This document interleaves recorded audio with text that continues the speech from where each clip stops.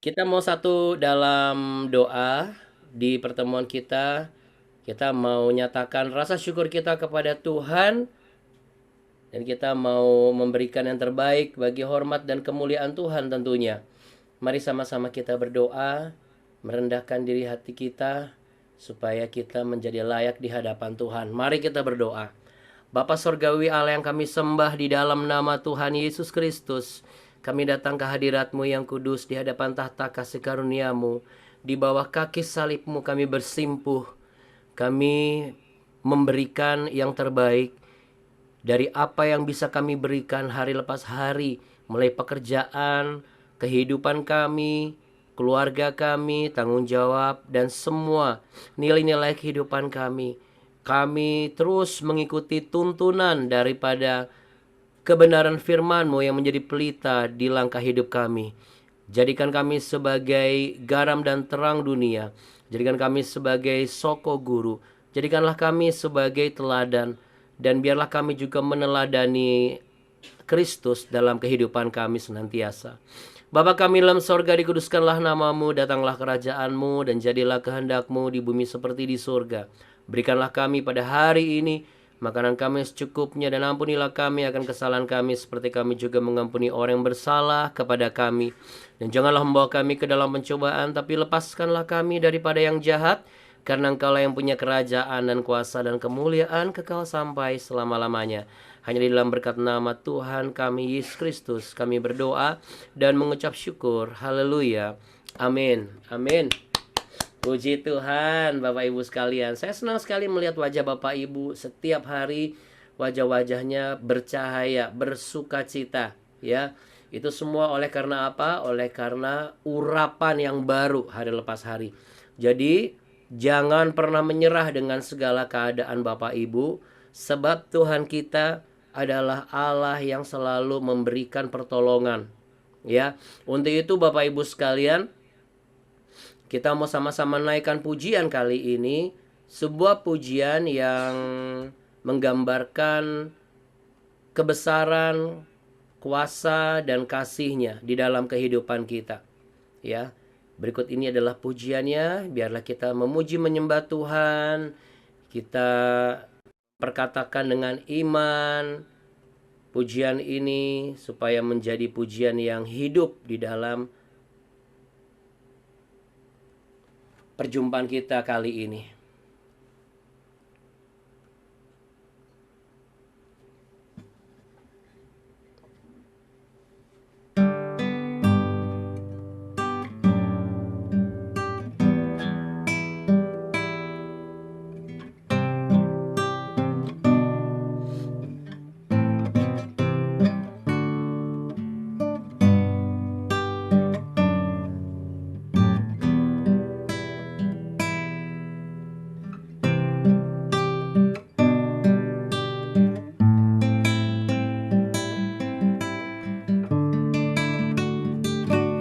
Engkaulah jalan kebenaran dalam kasih-Mu, murnikai emas perak, perisai perlindungan, keselamatanku.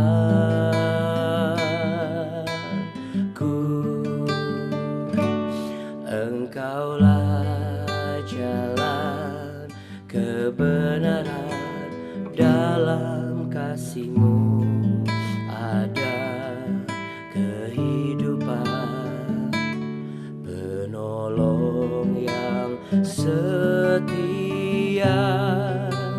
di dalam kesesakan,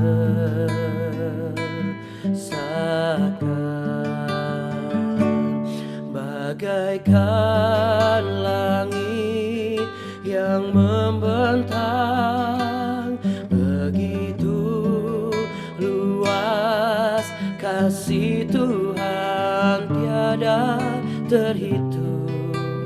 Pertolongan-Mu dalam hidupku,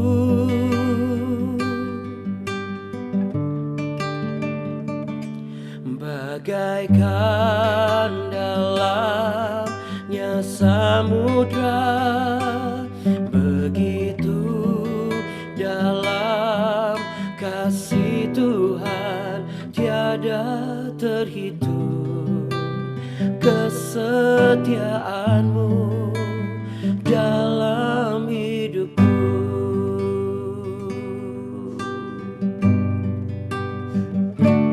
Engkaulah jalan yang sempurna, janjimu murni bagai emas perak, perisai perlindungan, keselamatanku.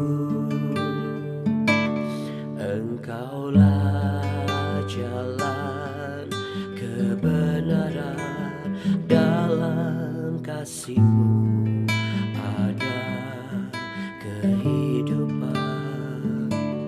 Penolong yang setia di dalam kesesakan,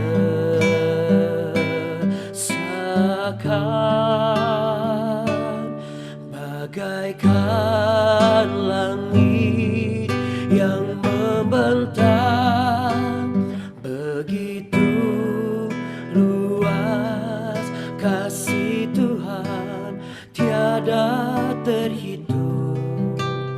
Pertolongan-Mu dalam hidupku.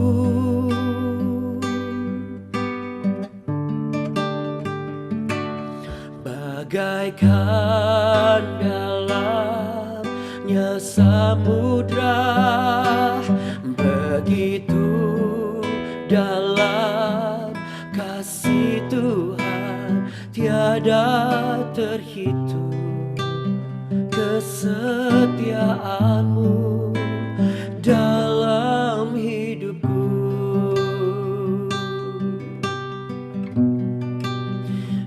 Jadikan kami Tuhan seperti-Mu.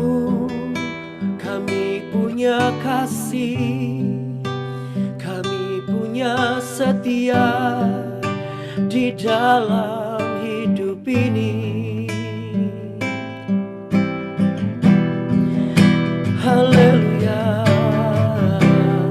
Mari kita sembah Tuhan, saudara. Oh, terima kasih Tuhan.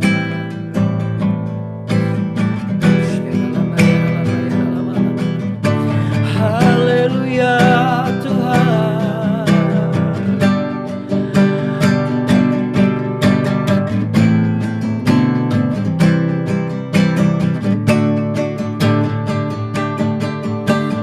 Kami mau katakan sama-sama, bagaikan langit yang membentang, begitu luas kasih Tuhan tiada terhitung.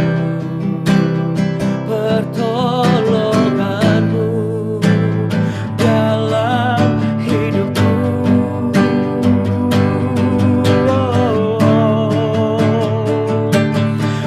Bagaikan dalamnya samudra, begitu dalam kasih Tuhan tiada terhitung.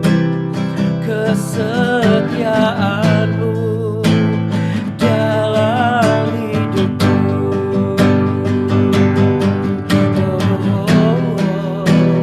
Tiada terhitung. Kesetiaanmu tiada terhitung. Kesetiaanmu tiada terhitung. Kesetiaanmu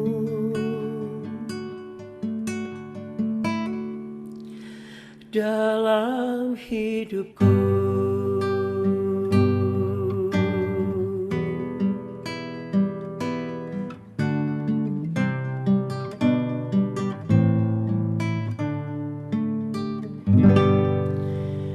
Terima kasih Tuhan Yesus, inilah pernyataan hati kami di hadapan Engkau ya Tuhan, bahwa tidak ada yang menandingi kasih-Mu dan kuasa-Mu. Untuk itu kami harus mengikuti teladan-Mu saat Engkau berinkarnasi menjadi manusia di dalam pribadi Yesus Kristus Tuhan, sebagai Allah yang menyertai, Allah yang memberkati, Allah yang menyembuhkan, Allah yang memulihkan, Allah yang memelihara, dan Allah yang menolong. Yang sepakat mengalami, sama-sama katakan amin. Amin. Puji Tuhan. Iya. Baik Bapak Ibu sekalian yang terkasih, kita mau melanjutkan di 1 Raja-Raja pasal yang ke-15.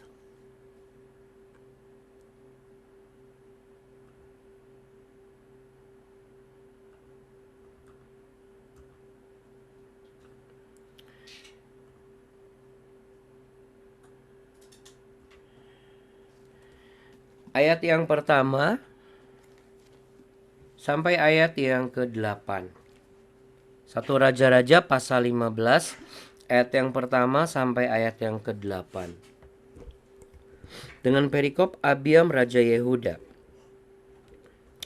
Dalam tahun ke-18 zaman Raja Yerobeam bin Nebat, menjadi rajalah Abiam atas Yehuda. 3 tahun lamanya ia memerintah di Yerusalem. Nama ibunya ialah Ma'akha, anak Abisalom. Abiam hidup dalam segala dosa yang telah dilakukan ayahnya sebelumnya, dan ia tidak dengan Tuhan Allahnya. Oke, iya, sinyal ya Bapak Ibu, nggak apa-apa, puji Tuhan. Tetapi oleh karena Daud, maka Tuhan Allahnya memberikan keturunan kepadanya di Yerusalem, dengan mengangkat anaknya menggantikan dia, dan dengan membiarkan Yerusalem berdiri. Karena Daud telah melakukan apa yang benar di mata Tuhan, dan tidak menyimpang dari segala yang diperintahkannya kepadanya seumur hidupnya, kecuali dalam perkara Uria orang Het itu. Dan ada perang antara Rehabeam dan Yerobeam seumur hidupnya. Selebihnya dari riwayat Abiam dan segala yang dilakukannya, bukannya semuanya itu tertulis dalam kitab sejarah Raja-Raja Yehuda. Dan ada perang antara Abiam dan Yerobeam. Kemudian Abiam mendapat perhentian bersama-sama dengan nenek moyangnya, dan ia dikuburkan di kota Daud. Maka Asa anaknya menjadi raja menggantikan dia. Oke. Apa yang menjadi pesan Tuhan kali ini untuk saudara dan saya? Ya. Yang menjadi pesan Tuhan untuk saudara dan saya adalah kita sebagai orang tua, ya, sekali lagi, kita sebagai orang tua, sebagai orang percaya di dalam rumah tangga atau di dalam perusahaan tempat kita bekerja, di dalam tanggung jawab kita sebagai pelayan Tuhan, sekali lagi kita memang harus jadi teladan Bapak Ibu. Ya. Kenapa? Karena kalau saudara dan saya menjadikan diri sebagai teladan, maka kita sedang mengerjakan apa yang disebut sebagai amanat agung. Ya, sebab apa? Sebab orang yang menjadi teladan adalah orang yang menjadi guru. Nah, tetapi di sisi lain, kita pun juga harus mengikuti keteladanan yang sesuai.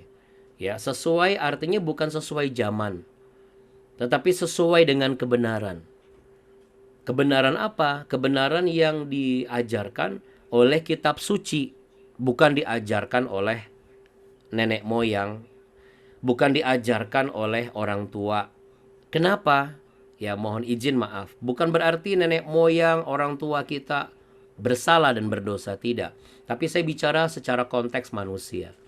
Kalau orang tua dan nenek moyangnya itu sudah takut akan Tuhan, nah, wajar, wajib kita harus ikuti. Dia tidak menyembah berhala, dia tidak menyembah patung, dia tidak materialistis, dia tidak hedonis, dia produktif, bukan tipikal yang konsumtif, Dia juga selalu mengisi hari-harinya dengan pengetahuan.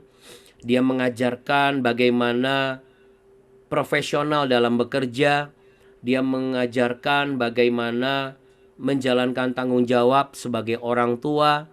Dia memberikan contoh ketika menghadapi masalah harus datang kepada Tuhan. Dia mengajak anak-anaknya, dia menceritakan kepada cucu-cucunya. Nah, ini tentu kita harus ikuti kalau kita sedang mencari keteladanan.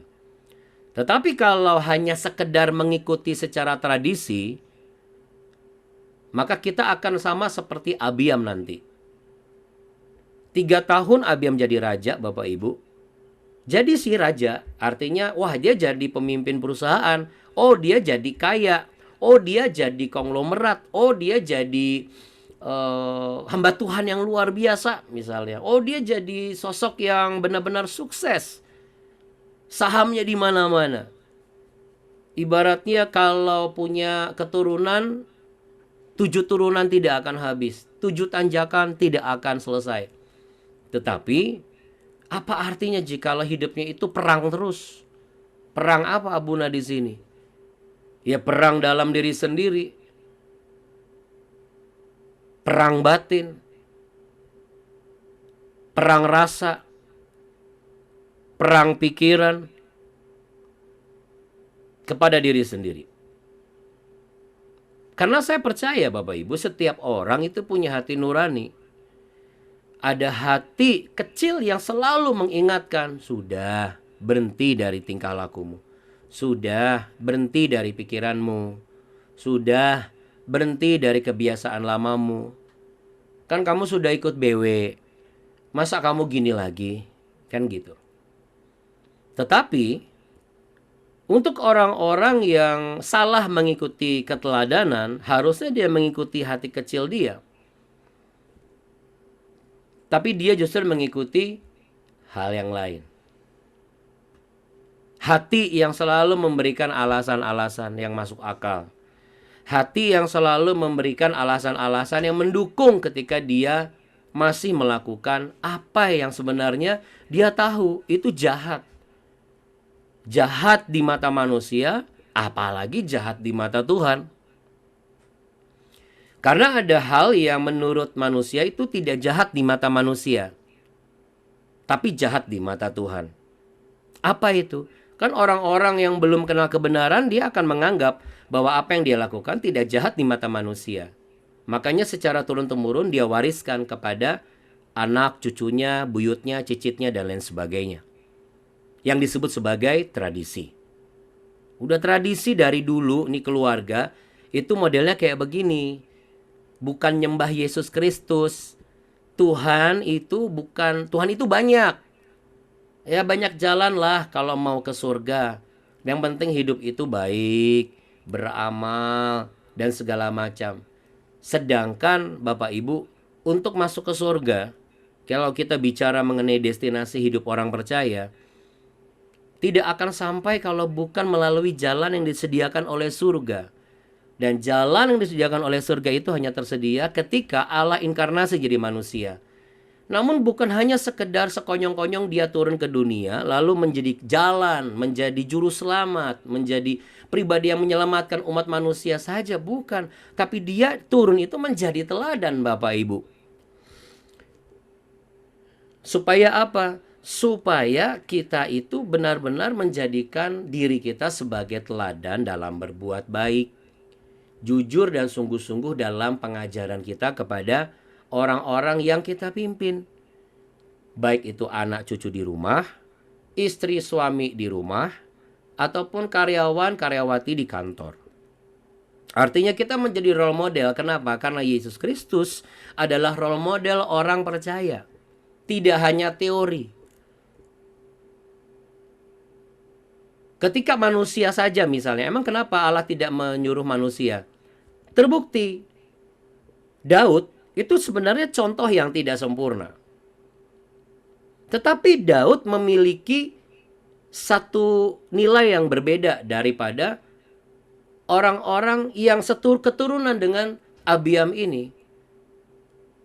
Sayangnya Abiam memilih untuk mengikuti teladan yang salah.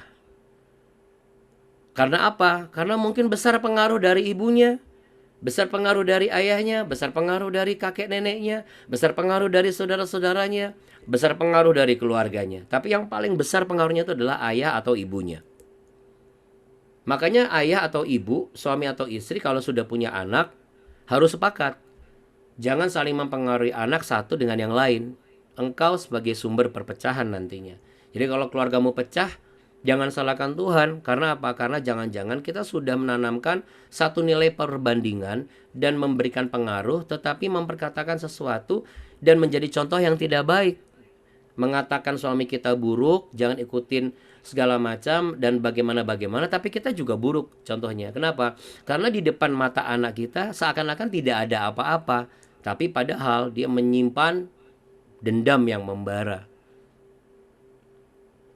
menyimpan bara api yang menyala-nyala. Api dalam sekam hatinya itu menyala-nyala. Dan ini akan membuat sebuah contoh yang tidak baik untuk anak-anak kita. Ketika mereka nanti berumah tangga, ketika nanti mereka juga menjadi pribadi yang mulai bekerja secara profesional. Apalagi kalau misalnya mereka sudah dipercaya sebagai pelayan di dalam pelayanan atau gereja Tuhan. Makanya berulang kali Yesus Kristus berkata dan mengingatkan kepada kita, teladani dia.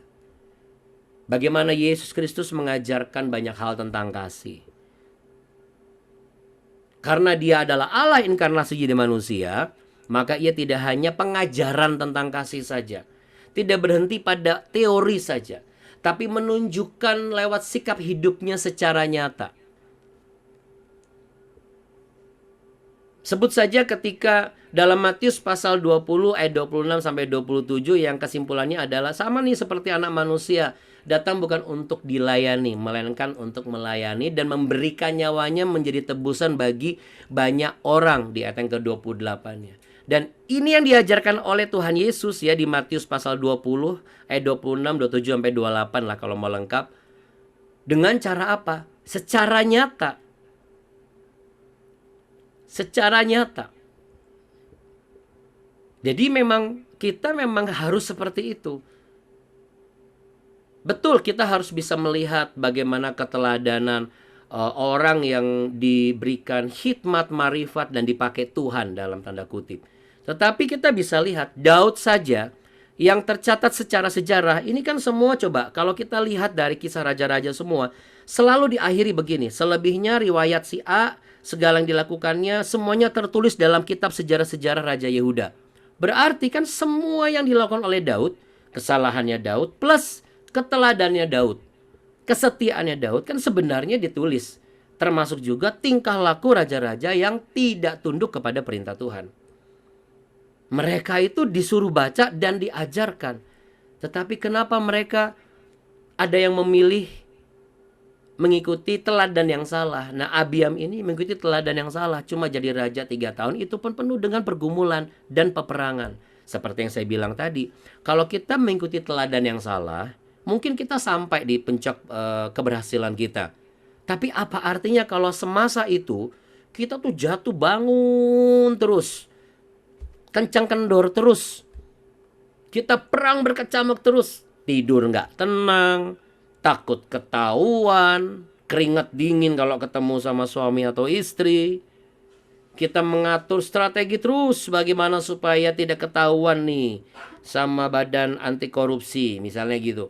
Atau ini jangan sampai nih ketahuan nih uang gereja saya ambil nih. Atau apalagi semuanya. Tapi masih menjalankan. Jadi satu sisi dia tahu betul bahwa dia harus bisa menjadi sosok yang dilihat orang baik. Tetapi dia mengikuti teladan yang salah. Kata bos aku juga dulu kayak gitu kok. Wajar lah. Nah ini Bapak Ibu, kalau kita mau ngikuti jalan Tuhan, kita harus full ikut jalan Tuhan. Taruh tangan di dada yuk sama-sama. Kalau aku mau menjadi pengikut Kristus, aku meneladani Kristus full. Iya, jangan setengah-setengah. Memang tidak akan langsung Bapak Ibu. Jadi kita nggak usah khawatir, Anda nggak usah khawatir. Ya, jauh lebih baik tahap demi tahap, setapak demi setapak, daripada wah seakan-akan langsung. Ya, yang lama sudah berlalu, yang baru sudah datang, engi engjreng, nggak langsung semuanya. Semuanya harus melalui tahapan dan tahapan dan tahapan. Makanya Bapak Ibu sekalian,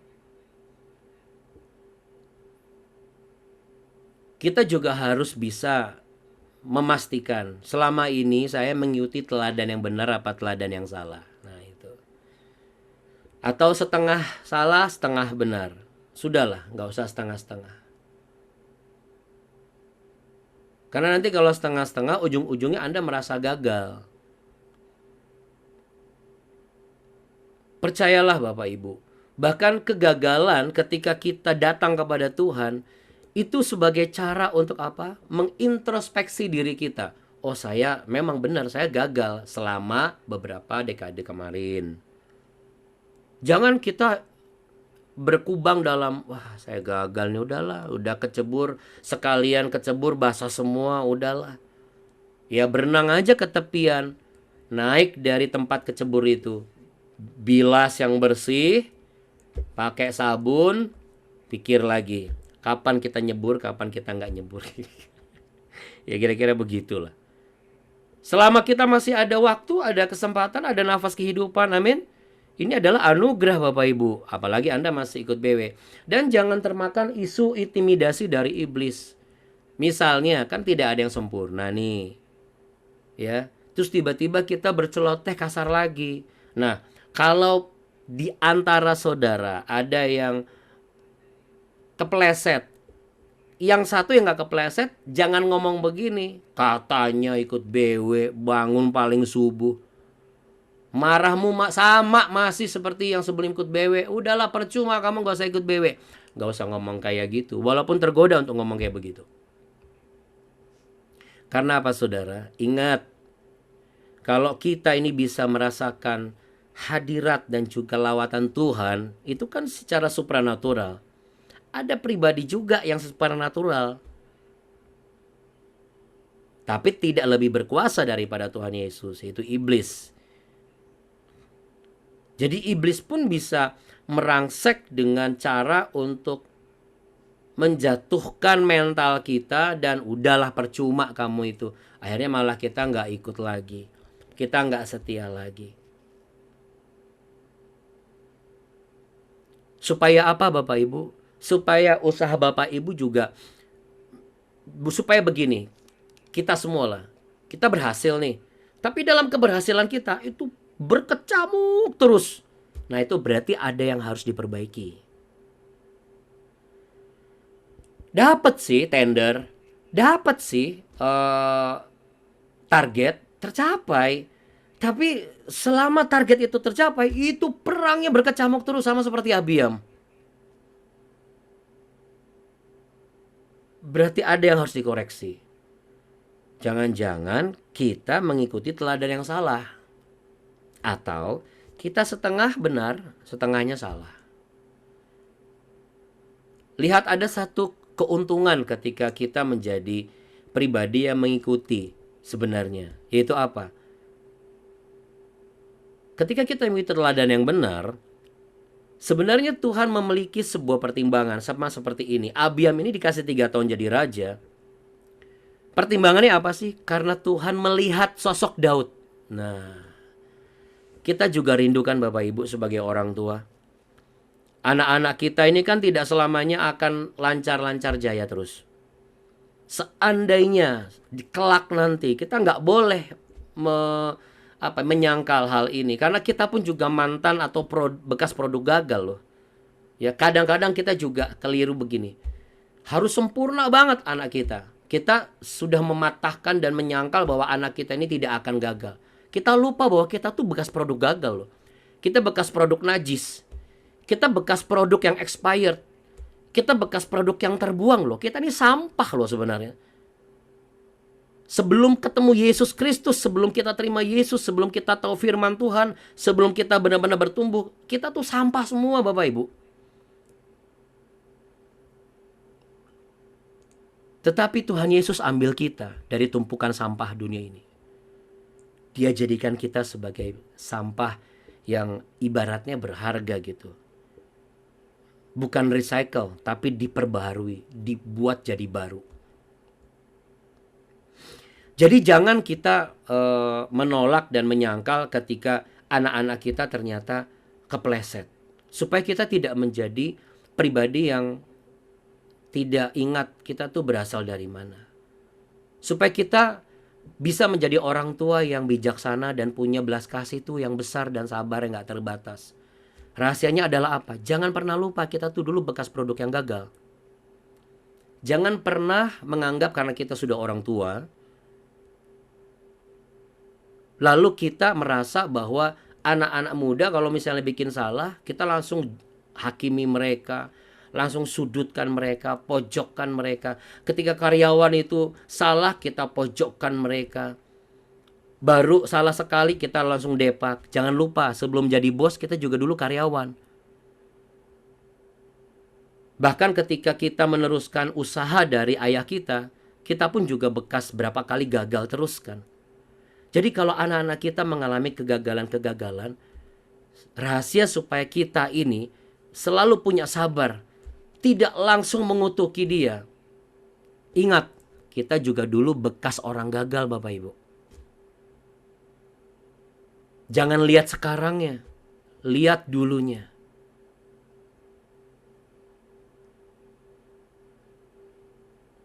Saya percaya kalau ini bisa kita lakukan, satu, kita bisa menjadi teladan yang layak untuk diikuti, sehingga mereka mengikuti kita sebagai teladan yang benar. Yang kedua, kita pun juga tidak akan salah mengikuti teladan kita. Karena apa? Karena kita tahu kita berasal dari mana. Dari belas kasihan kuasa salib Kristus. Sehingga kita selalu ingat, iya dulu saya juga muda, saya juga begini sih. Memang keinginan kita itu, tapi saya nggak terima. Tapi Bapak Ibu, di masa muda kita, siapa sih yang nyangka? Mereka juga mengalami masa-masa muda, sama seperti kita walaupun zamannya beda. Rasa keingintahuannya sama, penasaran tingginya juga sama, pengen nyoba-nyobanya juga sama. Tapi kalau kita dulu belajar, saya selama ini mengikuti teladan yang salah, hanya tradisi aja. Karena bukan Kristus sebagai teladannya, jadi tidak ada rasa takut akan Tuhan. Nah sekarang kita tunjukkan itu. Tapi kita tidak akan mampu untuk menembus dan menggantikan sosok teladan di dalam benak anak-anak kita. Yang mana anak-anak kita itu selalu dirangsek oleh dunia ini. Mau mengganti posisi kita sebagai orang tua mereka. Berarti kita harus apa? Kita harus terus bertahan dan berjuang. Bedanya kalau Daud karena dia berjuangnya atas nama kebenaran, dia gagal pada saat Uria saja. Tapi dilepas dari itu, dia menang terus. Nah kalau Abiam 3 tahun jadi raja, 3 tahun perang terus, tapi gagal, tidak menang juga. Kan Rehabeam kalah sama Yerobeam. Rehabeam kan anaknya, bapaknya si Abiam. Apa artinya kalau ujung-ujungnya kita gagal? Apa artinya kalau anak-anak kita ujung-ujungnya juga gagal gitu? Mari sama-sama taruh tangan di dada. Mungkin saat ini Anda merasa gagal. Atau Anda menyadari selama ini Anda telah mengikuti teladan yang salah. Atau Anda menyadari bahwa selama ini Anda sudah menjadi contoh yang tidak benar. Anda seolah-olah didera tanpa henti oleh pelanggaran masa lalu Anda. Rasanya percumalah mempertahankan kemurnian hati ini di hadapan Tuhan. Karena saya lihat anak-anak saya aja begini kok. Rumah tangga saya begini kok. Suami saya begini, istri saya begini. Apa yang mau saya pertahankan? Ingat Bapak Ibu, kita dulu juga bekas produk yang tidak baik. Jadi kalau kita sudah lebih dulu diperbaiki oleh Tuhan, kita layak untuk mempertahankan perbaikan ini. Kita layak untuk mempertahankan kemurnian bagaimana Tuhan sudah mengubah jati diri dan identitas saudara dan saya. Kita layak dan kita wajib mempertahankan supaya kita memiliki pengampunan yang sebagaimana Kristus teladankan. Belas kasihan itu tidak terbatas. Kita bukan memaklumi dosanya. Kita katakan kepada anak-anak kita katakan kepada karyawan kita katakan kepada suami atau istri kita katakan kepada menantu kita katakan kepada mertua kita katakan kepada sahabat kita, aku bukan membenci engkau, aku benci perbuatanmu ini salah dan dosa. Supaya kita tidak terjebak jadi alatnya iblis menghancurkan bibit-bibit unggul masa depannya Tuhan. Karena saya mau perkatakan bahwa saudara dan saya bukanlah orang tua yang gagal. Anak-anak cucu kita bukanlah keturunan yang durhaka. Jadi jangan lagi pernah memperkatakan sesuatu yang sia-sia. Ingatlah bagaimana engkau dan aku ditolong oleh belas kasih Kristus. Jadi salurkanlah belas kasih Kristus itu. Jangan pula kita membuli pasangan kita. Jangan pula kita membuli anak-anak atau cucu kita. Jangan pula kita membanding-bandingkan mereka. Karena Kristus tidak pernah membanding-bandingkan. Kristus tidak pernah mengutuki. Ia datang ke dunia untuk mengampuni dosa semua manusia yang mau percaya, yang mau diubah identitasnya, yang mau menerima anugerah keselamatan daripadanya. Jangan pernah lelah dan belum terlambat untuk menjadi teladan yang benar bagi keturunan-keturunanmu, dan jangan pernah lelah dan belum terlambat untuk menautkan kembali hatimu di hadapan Tuhan dan kepada firman-Nya, agar hanya firman-Nya saja yang kita ikuti sebagai teladan yang benar dalam menjalani perusahaan kita, dalam menjalankan pelayanan kita, dan dalam menunaikan tanggung jawab kita sebagai orang-orang percaya di dalam rumah tangga atau keluarga besar kita. Bapak Ibu sekalian, hidup ini penuh dengan tantangan dan pertarungan. Tetapi jikalau kita benar, setiap pertarungan pasti akan kita menangkan, sehingga hidup kita berkemenangan. Tapi jikalau kita salah, pertarungan itu ada, namun akhirnya kita kalah. Terpujilah Tuhan yang selalu memberkati kita dengan hikmat yang baru, hari lepas hari. Hari ini, gak usah pikirkan yang kemarin-kemarin lagi. Engkau sampai di kantor, engkau mulai sesuatu yang baru. Mulai dengan sesuatu yang layak untuk diteladani. Roh Kudus pasti akan meletakkan di dalam hatimu. Lakukan itu. Engkau sampai di rumah, juga mulai lakukan satu perubahan yang sejati. Sesuatu pembeda. Jatuh tidak masalah. Bangun dan bangkitlah lagi. Jangan tinggalkan apa yang sudah engkau terima. Sumber pengajaran yang sudah memperlengkapi hidupmu. Supaya Bapak, Ibu, dan saya, sekalipun kita tidak sempurna, tetapi kita bisa jadi teladan yang benar untuk layak diikuti. Dan kita mengikuti teladan Kristus sebagai teladan yang benar. Sebelum kami menerima berkat daripadamu ya Tuhan Yesus, saat ini kami mau memberkati Pak Mardani dan juga Bu Sekar dalam perjalanan mereka kembali ke Medan. Kiranya Tuhan Yesus melindungi dan menyertai dan memelihara dengan kesehatan, keharmonisan, dengan kematangan karakter sebagai suami istri, dengan semua hal yang sudah Tuhan bekali dan menjadi berkat dan manfaat ketika mereka dipercaya Tuhan untuk melakukan dan ambil bagian di dalam kegiatan mereka di tempat di mana Tuhan tempatkan. Tuhan memberkati setiap perencanaan, pekerjaan, dan juga langkah-langkah yang akan mereka kerjakan sesuai dengan rencana mereka. Sampai di tujuan, tidak kekurangan satu apapun. Itulah harapan kami ya Tuhan. Terima kasih Tuhan Yesus. Hamba juga berdoa bersama Abu nih untuk setiap rumah tangga. Bagi yang masih dalam pergumulan. Jikalau engkau bergumul dengan kebenaran, demi kebenaran, bertahanlah. Jangan menyerah. Jikalau engkau merindukan, jangan pernah menyerah. Apa yang kau rindukan Tuhan Yesus tahu betul. Dan Tuhan Yesus pasti akan membuka jalan untuk engkau mendapatkan apa yang kau rindukan. Walaupun mungkin dengan format dan cara yang berbeda.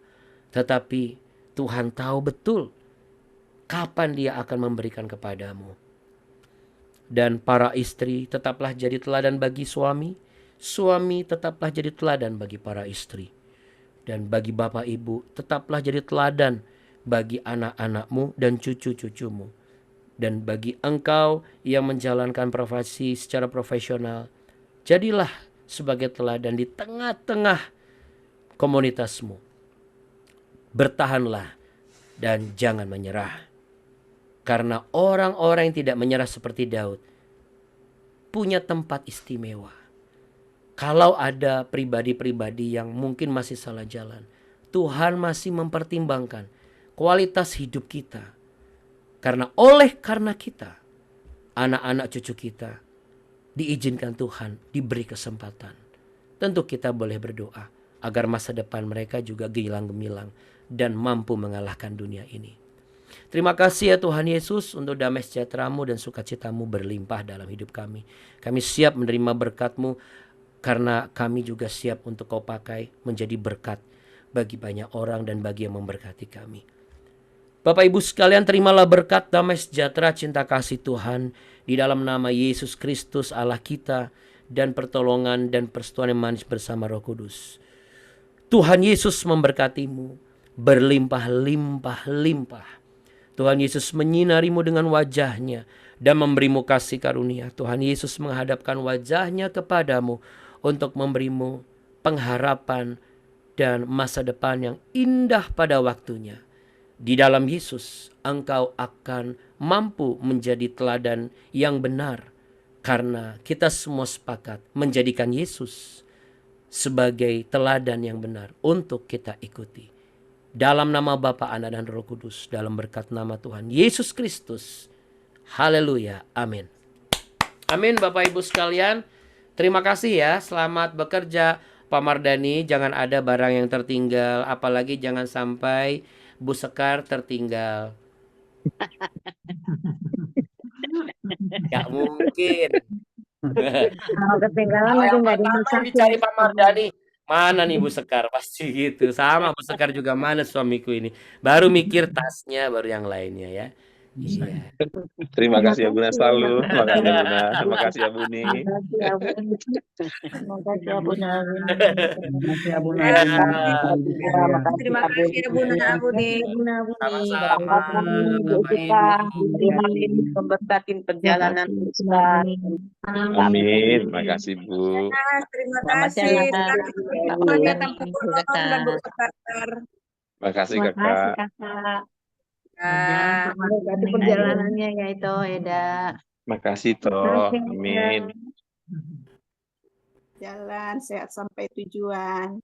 Terima kasih. Amin. Terima kasih Nang. Amin. Ya, wah luar biasa. Oke ya, Bapak Ibu sekalian, selamat bekerja, selamat beraktivitas, selamat menjadi teladan bagi anak cucu dan juga keluarga yang lain. Teguhkanlah hatimu para suami, teguhkanlah hatimu para istri, sabar-sabarlah dengan orang yang sudah Tuhan karuniakan dalam hidupmu. Karena sama seperti Tuhan Yesus yang juga sabar untuk mendidikmu dan juga menuntunmu. Oke Bapak Ibu sekalian, sampai jumpa di kesempatan lain yaitu besok lagi. Dengan semangat kita yaitu apa Bapak Ibu? Jangan kasih kendor dan jangan lupa subscribe buat teman-teman Bapak Ibu semua yang ikutan BW dan juga nonton BW di YouTube. Jangan lupa follow kami di Instagram ya Bapak Ibu, Instagram BW. Kalau belum ada yang follow, boleh Bapak Ibu follow ya. Oke. Terima kasih Bapak Ibu sekalian. Tuhan Yesus memberkati. Jadi berkat bagi nama Tuhan. Dadah. Amin. Bye Bapak Ibu. Sehat selalu. Iya, dadah. Kasih ya Bye. Bunda. Sama-sama. Ini. Kami izin sign out ya. Dadah. Terima kasih Pak Mardani, Bu Sekar dan juga Bu Retno. Sudah kami nikmati jadi berkat Tuhan ya, luar biasa. Terima kasih. Tuhan Yesus memberkati. Dadah. Bye-bye.